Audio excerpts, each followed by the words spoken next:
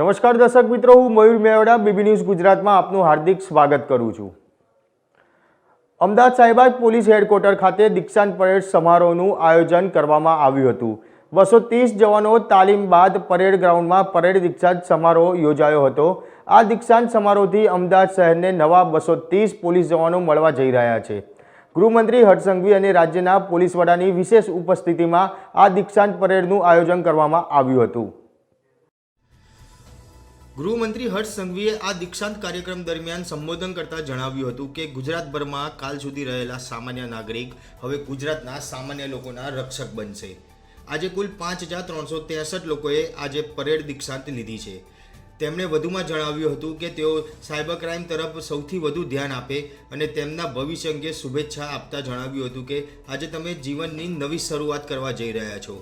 રાજ્યની સેવા અને સુરક્ષામાં મહત્વનો ફાળો અપાશે અને ગોગલ્સ પહેરીને સિંઘમ બનીને ન ફરતા ફરજ પર ધ્યાન આપજો।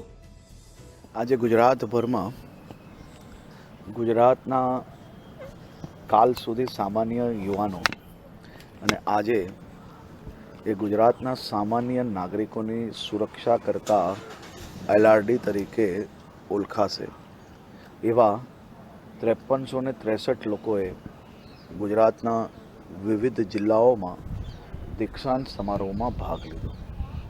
આજે ગુજરાત પોલીસ ફોર્સમાં નવા 5363 લોકો અલગ અલગ પોલીસ સ્ટેશનોમાં ફરજ બજાવવાની શરૂઆત કરશે। આજે ખાસ કરીને આ સૌ યુવાનોને આજના સમયની જે સૌથી મોટી સમસ્યા છે સાયબર ક્રાઇમ ટેકનોલોજીસ, એને સમજવા જોડે જોડે હ્યુમન ઇન્ટેલિજન્સ પર બી એટલો જ મહત્ત્વનો ભાર આપે તેવું ખાસ સૂચન કર્યું છે। ગુજરાત પોલીસને આ સૌ યુવાનોને સાયબર ક્રાઇમ અને ટેકનોલોજીસને વધુમાં વધુ માહિતગાર કરવામાં આવે તેવું બી ખાસ મેં સૂચન કર્યું છે।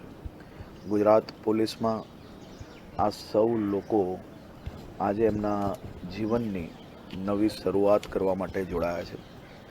મને વિશ્વાસ છે આવનારા દિવસોમાં આ 5363 લોકો રાજ્યના નાગરિકોની સેવા અને સુરક્ષામાં પોતાનો મહત્વનો ફાળો આપશે।